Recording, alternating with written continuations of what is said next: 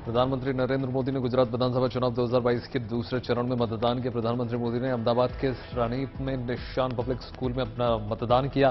Vote डालने के लिए पहले प्रधानमंत्री मोदी ने ट्वीट करके गुजरात वासियों और देश के अलग अलग जगहों पर हो रहे उपचुनाव में वोट डालने की अपील की। प्रधानमंत्री मोदी ने ट्वीट करके कहा कि गुजरात चुनाव के दूसरे चरण में मतदान करने वाले सभी लोग, खासकर युवा मतदाताओं को महिला मतदाताओं से बड़ी संख्या में मतदान करने की अपील करता हूं।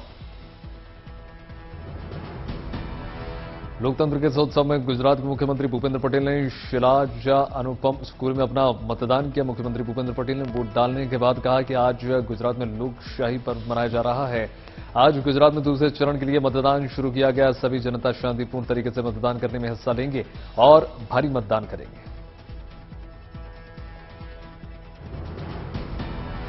गृहमंत्री अमित शाह ने भी नारायणपुरा पोलिंग बूथ पर परिवार के साथ वोट डाला। इससे पहले गुजरात चुनाव को लेकर प्रधानमंत्री पीएम सीएम की अपील की तरह ही गृहमंत्री अमित शाह ने बीजेपी अध्यक्ष जेपी नड्डा, कांग्रेस अध्यक्ष खड़गे और दिल्ली के मुख्यमंत्री अरविंद केजरीवाल ने भी लोगों से भारी संख्या में मतदान करने की अपील की।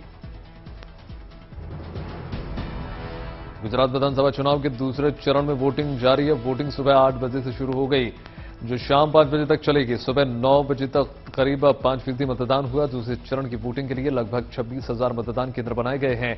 यहां वोटिंग को लेकर जबरदस्त उत्साह देखने को मिल रहा है। बूथों पर लंबी कतारें। उत्तर और मध्य गुजरात के 14 जिलों की 93 विधानसभा सीटों के लिए दूसरा और अंतिम चरण के आज गुजरात में वोट डाले जा रहे हैं। गुजरात चुनाव के दूसरे चरण में 61 दलों के 833 उम्मीदवार मैदान में हैं। वहीं करीब 2.51 करोड़ से ज्यादा मतदाता वोट देने के योग्य हैं।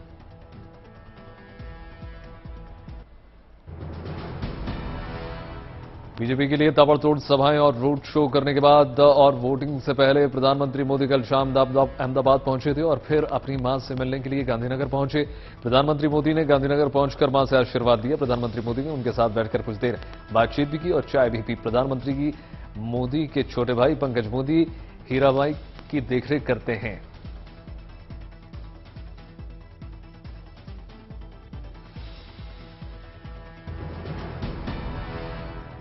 उत्तर प्रदेश की मैनपुरी लोकसभा सीट और 5 राज्यों की 6 विधानसभा सीटों पर वोटिंग शुरू हो चुकी है।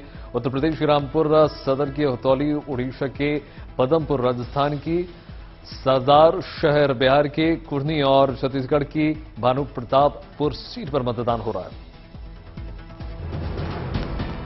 मैनपुरी की सीट मुलायम सिंह यादव के निधन के कारण खाली हुई है। मैनपुरी में अखिलेश यादव की पत्नी डिंपल यादव समाजवादी पार्टी उम्मीदवार हैं, जबकि भाजपा ने रघुराज सिंह शाक्य को मैदान में उतारा है। जहां तक रामपुर विधानसभा उपचुनाव की बात करें तो आजम खान को अभद्र भाषा के एक मामले में 3 साल की सजा सुनाए जाने के बाद अयोग्य घोषित कर दिया गया, इसलिए यहां चुनाव हो रहा है।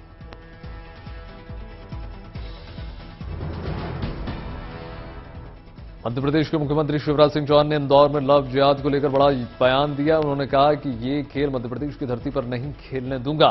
मैं किसी भी कीमत पर मध्य प्रदेश की धरती पर लव जिहाद का खेल नहीं रचने दूंगा। कोई भी छल ले, हमारे बच्चों को शादी कर ले और 35 टुकड़े कर दे, हम सहन नहीं करेंगे। जरूरत पड़ी तो लव जिहाद के खिलाफ कड़ा कानून बनाएंगे।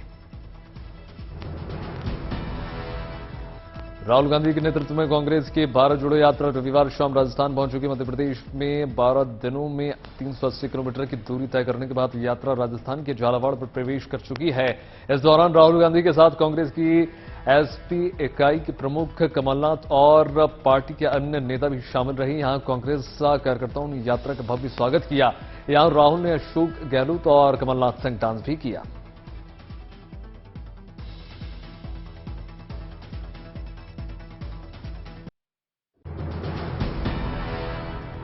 मुंबई नागपुर समृद्धि एक्सप्रेसवे बनकर तैयार हो चुका है। 11 दिसंबर को प्रधानमंत्री नरेंद्र मोदी इसका उद्घाटन करेंगे। महाराष्ट्र के मुख्यमंत्री एकनाथ शिंदे और डिप्टी सीएम देवेंद्र फडणवीस ने समृद्धि महामार्ग का निरीक्षण किया और इसकी गुणवत्ता पर की। इतना ही नहीं, इस हाईवे पर फडणवीस ने नागपुर से शिरडी तक कार भी चलाई। उनके साथ कार में शिंदे भी बैठे हुए थे। शिंदे के पायलट बनकर फडणवीस ने कार दौड़ाई। इस दौरान महाराष्ट्र के मुख्यमंत्री एकनाथ शिंदे ने कहा कि मुंबई नागपुर समृद्धि एक्सप्रेसवे एक गेम चेंजर साबित होने जा रही है, जो दोनों शहरों को करीब लाएगी और व्यापार बढ़ाएगी। अहमदाबाद में ब्रह्म स्वरूप प्रमुख स्वामी महाराज के महीने भर चलने वाले शताब्दी समारोह की तैयारियां तेज हो चुकी। प्रधानमंत्री नरेंद्र मोदी इस महोत्सव का उद्घाटन करने जा रहे हैं। 15 दिसंबर को शुरू होने वाली यह महोत्सव 15 जनवरी तक चलेगा। समारोह के दौरान सभी क्षेत्रों के लोग यहां आएंगे और प्रमुख स्वामी महाराज को अपनी भावभीनी श्रद्धांजलि अर्पित करेंगे। इस बीच उनके सार्वभौमिक जीवन कार्यों और संदेशों के बारे में आकर्षणीय प्रस्तुतियों, प्रदर्शनियों और कार्यक्रमों का आयोजन किया जाएगा।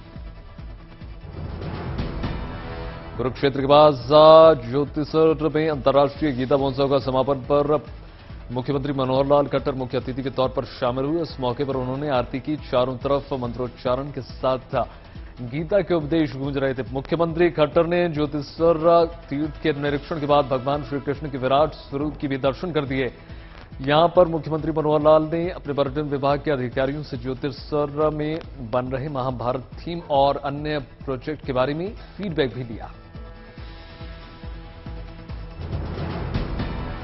राष्ट्रपति द्रौपदी मुर्मू राष्ट्रपति बनने के बाद पहली बार आंध्र प्रदेश के दौरे पर पहुंचे। इस दौरान राष्ट्रपति ने राज्य सरकार द्वारा पोरंकी में मुरली कन्वेंशन हॉल में आयोजित नागरिक अभिनंदन समारोह में शिरकत की, जहां मुख्यमंत्री जगनमोहन रेड्डी ने आंध्र प्रदेश सरकार की ओर से राष्ट्रपति का धन्यवाद किया और उन्हें शॉल और तिरुपति बालाजी की तस्वीर भेंट करके सम्मानित किया। इस मौके पर मुख्यमंत्री ने कहा कि एक सामाजिक कार्यकर्ता, एक लोकतांत्रिक और महान महिला के रूप में राष्ट्रपति मुर्मू सभी के लिए आदर्श। आंध्र प्रदेश के अपने दौरे के दौरान राष्ट्रपति द्रौपदी मुर्मू विशाखापट्टनम भी पहुंची, जहां लोगों ने गर्मजोशी के साथ उनका स्वागत किया, अभिवादन किया। राष्ट्रपति ने लोगों का अभिवादन स्वीकार भी किया। यही नहीं, विशाखापट्टनम पहुंचकर वो अपने काफिले पर अपनी गाड़ी से उतर गई और कुछ मीटर पैदल चली।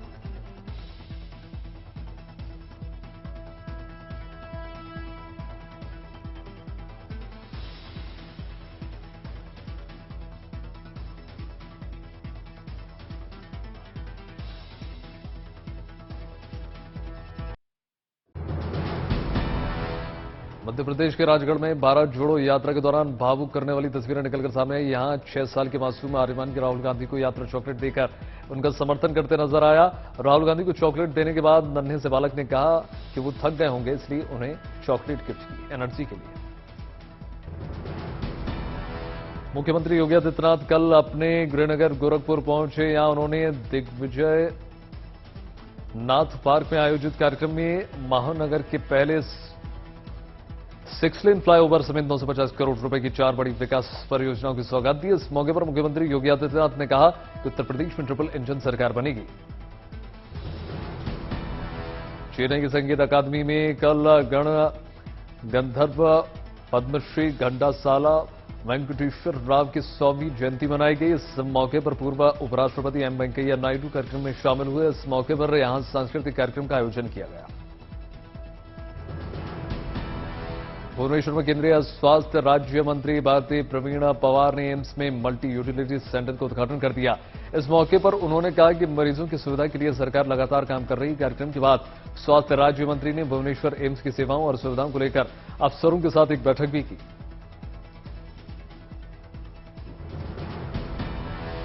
मध्य प्रदेश के सीहोर में पंच कल्याण जन्म महोत्सव में सांसद महेंद्र सिंह सुरंग जमकर थिरकते हुए नजर आए। उनका ये वीडियो सोशल मीडिया पर वायरल हो रहा है।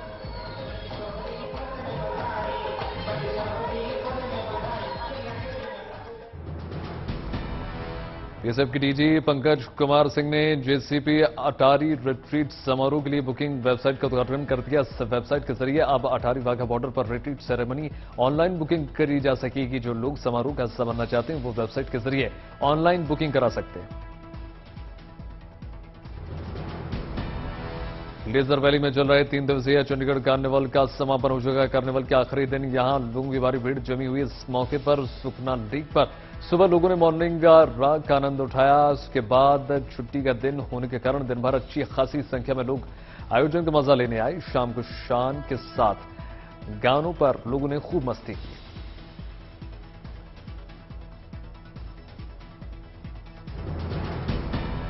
लोहिया स्वच्छ बिहार अभियान के तहत अब गया के बतसपुर गांव की सूरत बदलने लगी है। यहां गोबर, पराली और दूसरे कचरे के बदले गांव वालों को मुफ्त रसोई गैस दी जाएगी। दरअसल इस गांव को लोहिया स्वच्छ बिहार अभियान फेज 2 के तहत गोवर्धन योजना की चयनित किया गया है। लगभग 50 लाख की लागत की ये योजना ग्रामीणों के लिए अपार सहूलियतें लेकर आने वाली है।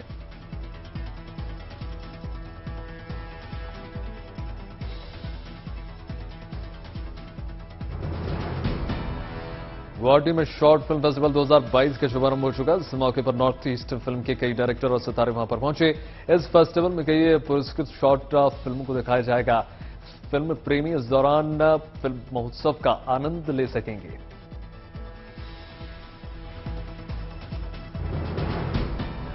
सर्दी का मौसम आ चुका है और भक्त इस दौरान मानते हैं कि भगवान को भी सर्दी लग जाती है। इसी धारणा के चलते मध्य प्रदेश की राजधानी भोपाल में भगवान हनुमान को सर्दी के मौसम में ऊनी कपड़े पहनाए गए। मंदिर के पुजारी रूप नारायण शर्मा ने बताया कि मौसम के मुताबिक भगवान हनुमान को यहां कपड़े पहनाए जाते हैं।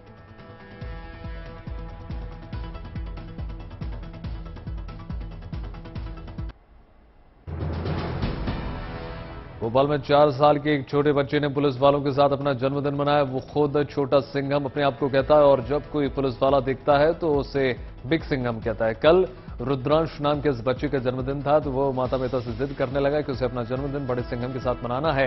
पहले तो माता पिता ने उसे समझाने की बहुत कोशिश की, लेकिन जब वो नहीं माना तो माता पिता उसे पुलिस ड्रेस पहनाकर निशादपुर थाना लेकर गए और पुलिस वालों के बीच बच्चे की इच्छा को पूरा किया। इसके बाद पुलिस वालों ने मासूम बच्चे का धूमधाम से जन्मदिन मनाया।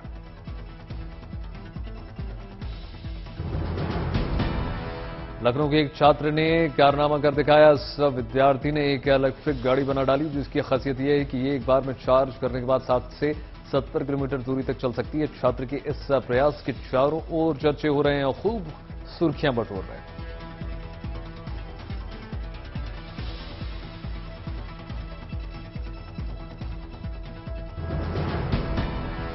गोरखपुर में ऐसा जगह है जहां पर हर रोज बहते कचरे में सोना पाया जाता है। जी हां, यहां की नालियों में बहते कीचड़ से सोना उगलता है। दरअसल यहां के सोनार पट्टी इलाके में सैकड़ों सोना कारीगरों की दुकानें हैं, तो कारीगरी करते वक्त सोने के छोटे छोटे कण इधर उधर गिर जाते हैं, वो नालियों में चले जाते हैं। यहां कई लोग इस कचरे से सोना निकालने के लिए जमा हो जाते हैं।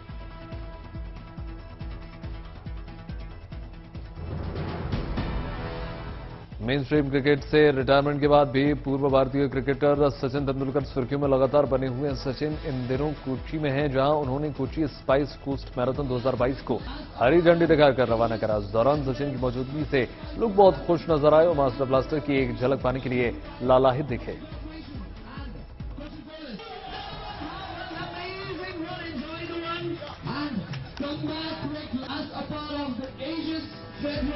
Kochi Spice Marathon 2022, the 7th edition, brought to you by Kochi Corporation and Nalanda की बेटी निधि भारती का चयन बिहार महिला cricket team under 19 one day trophy खेलने के लिए तय हो चुका है। यह match Gymkhana cricket ground Pune में खेला जाएगा।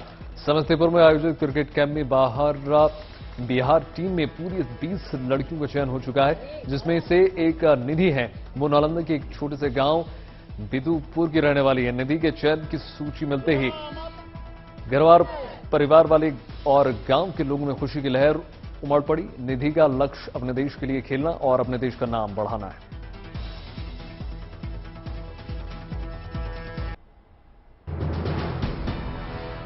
प्रधानमंत्री नरेंद्र मोदी ने स्वच्छता अभियान के तहत गाजियाबाद के वैशाली इलाके में राम प्रस्था कैंपस में एक विशेष स्वच्छता अभियान की शुरुआत कर दी, जिसका शुभारंभ गाजियाबाद के नगर आयुक्त नितिन गौड़ ने किया।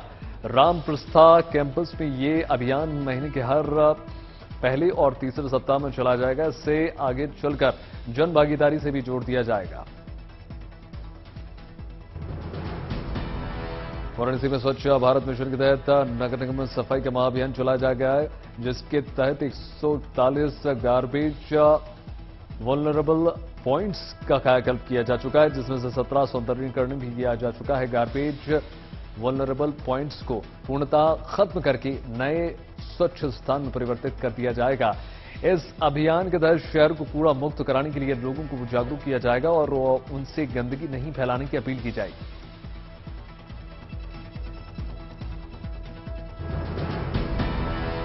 आंध्र प्रदेश के वेस्ट गोदावरी में खुदाई के दौरान सोना मिला है। यहां खुदाई के दौरान मिट्टी में घड़ी में 17 सोने के सिक्के निकले हैं। यह खुदाई की एक खेत में की गई थी। खेत के मालिक ने सिक्के मिलने पर इलाके के तहसीलदार को सूचित किया। इसके बाद खेत मालिक के बयान और गांव वालों को गवाह बनाकर तमाम सिक्के सील कर दिए गए।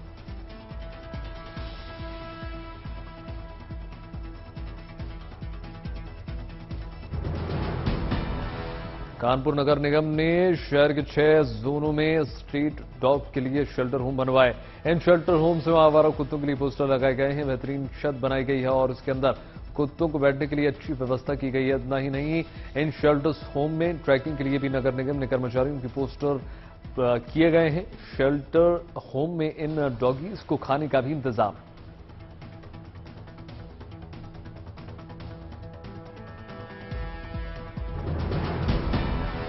श्योपुर के कुनू नेशनल पार्क में नामीबिया से 8 चीते आने के बाद दक्षिण अफ्रीका से भी 12 चीते आ रहे हैं। ये चीते इसी महीने यानी दिसंबर में आ सकते हैं, क्योंकि दक्षिण अफ्रीका के वानिकी और पर्यावरण विभाग के मंत्री बारबरा ने प्रोजेक्ट चीता के लिए भारत के 7 एमयू की मंजूरी दे दी है। पेपर अब राष्ट्रपति सिरिल के पास।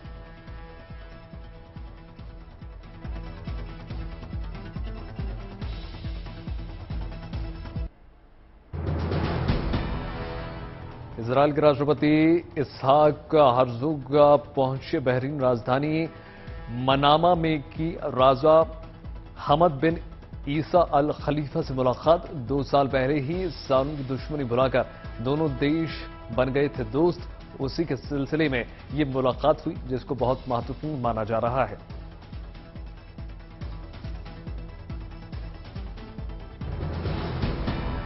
जर्मनी के पश्चिमी शहर कोलोन की सड़कों पर उतरे सैकड़ों रूसी समर्थक यूक्रेन को हथियार दिए जाने के विरोध में निकाला मार्च।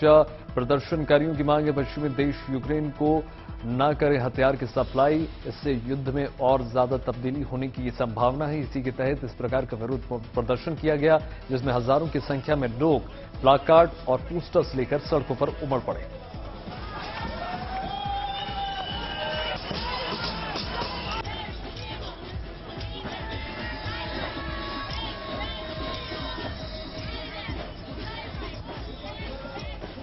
सैकड़ों की संख्या में लोग सड़कों पर पहुंचे और रूस के समर्थन में इस प्रकार का प्लाकार्ड और बैनर देकर समर्थन किया गया। चीनी प्रदर्शनकारियों के साथ एकजुटता दिखाने के लिए ब्रिटेन में प्रदर्शन। राजधानी लंदन में चीनी दूतावास के सामने जुटे लोगों ने राष्ट्रपति शी जिनपिंग के खिलाफ जमकर नारेबाजी की। शी जिनपिंग के खिलाफ नारेबाजी का सिलसिला बहुत लंबे समय से चला आ रहा है। कोरोना की पाबंदियों के बाद से लगातार चीन की जनता आक्रोश में है और ऐसे में चीन से बाहर के नागरिक भी लगातार इस प्रकार के विरोध प्रदर्शनों में शामिल हो रहे हैं और खुद अपने राष्ट्रपति के खिलाफ इस प्रकार के प्रदर्शन के जरिए पाबंदियों को हटाने की एक कोशिश की जा रही है।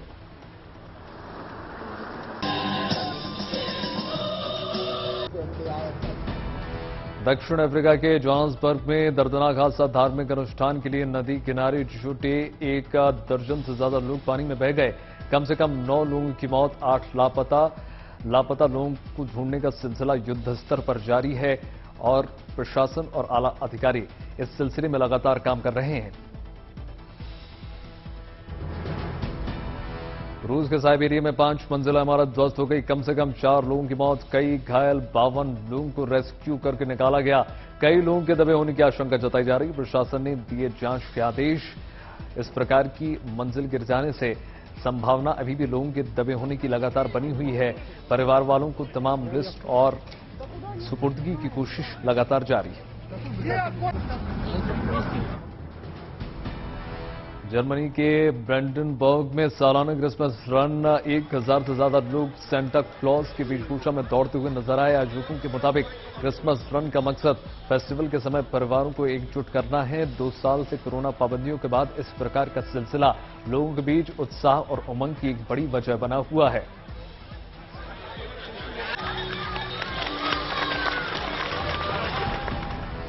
रूस की राजधानी मॉस्को में क्रिसमस के लिए खुला विशेष डाकघर। बच्चों को पत्र लिखने के लिए किया गया आमंत्रित। सेंटा क्लॉज ने लेटर लिखने वाले बच्चों को दिए तोहफे। खुशी के मारे झूमते गाते नजर आए बच्चे और इस प्रकार के आयोजनों के जरिए बच्चों में उमंग और खुशियों की लहर।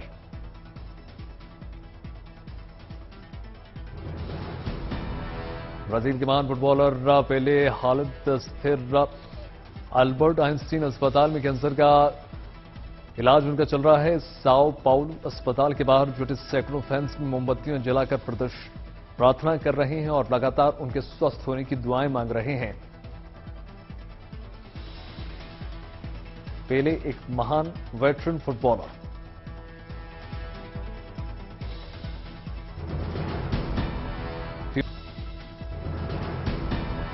फुटबॉल वर्ल्ड कप में क्वार्टर फाइनल्स में फ्रांस के पहुंचने पर जश्न दोहा से लेकर पेरिस तक नाचते गाते और जश्न मनाते नजर आए फैंस।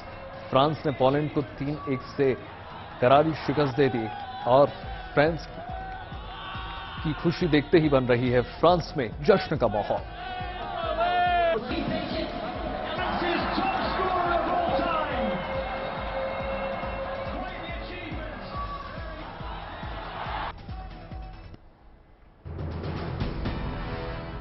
अंतर्राष्ट्रीय दिव्यांग दिवस पर फिल्म अभिनेत्री तापसी पन्नू ने नेत्रहीन लोगों के लिए फिल्म ब्लर की स्पेशल ऑडियो स्क्रीनिंग कराई। दरअसल ये फिल्म प्रोड्यूसर के तौर पर तापसी की पहली फिल्म है और इसके प्रमोशन के लिए उन्होंने ये पहल की।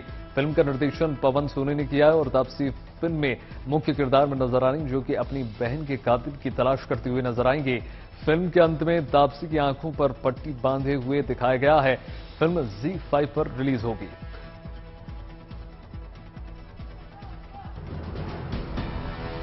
फिल्म अभिनेत्री अंशिका मोटवानी शादी के बंधन में बंध गई हैं।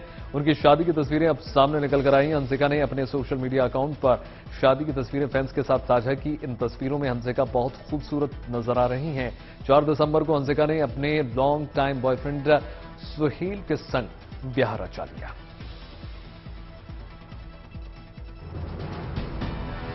बॉलीवुड की डीवा माधुरी दीक्षित ने मेरा दिल ये पुकारते आशा यानी कि वायरल ट्रेंड को फॉलो करते हुए अपना एक वीडियो शेयर किया। वीडियो में माधुरी पाकिस्तानी लड़की आयशा के डांस मूव्स को कॉपी करते हुए नजर आ रही हैं। माधुरी फुल ड्रेस के साथ डांस कर रही हैं। उन्होंने इस ट्रेंड में फिर से जान डाल दी। वायरल गाने पर माधुरी का डांस उनके फैंस को काफी पसंद आ रहा है, लेकिन कई यूजर्स माधुरी को इस गाने पर ट्रोल भी कर रहे हैं।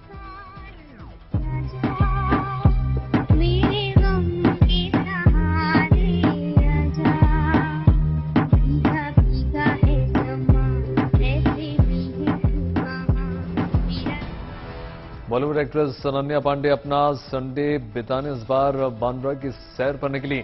बांद्रा की गलियों में अनन्या अपने दोस्तों के साथ स्ट्रीट फूड का मजा लेते हुए नजर आईं। मौज मस्ती का ये वीडियो अभिनेत्री ने अपने सोशल मीडिया अकाउंट पर शेयर किया, जिसे उनके फैंस को काफी पसंद आ रहा है।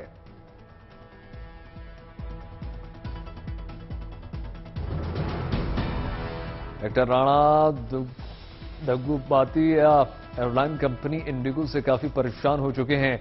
राणा ने अपनी परेशानी बताते हुए एक ट्वीट किया, जहां उन्होंने बताया कि कैसे एयरलाइन कंपनी की लापरवाही से उनका सामान खो गया और किसी को उसके बारे में कोई जानकारी नहीं है। देखते ही देखते एक्टर का ट्वीट वायरल हो गया और उस पर लोगों के रिएक्शन आने लगे, जिसके तुरंत बाद कंपनी ने भी राणा से उनकी लापरवाही के लिए माफी मांगी।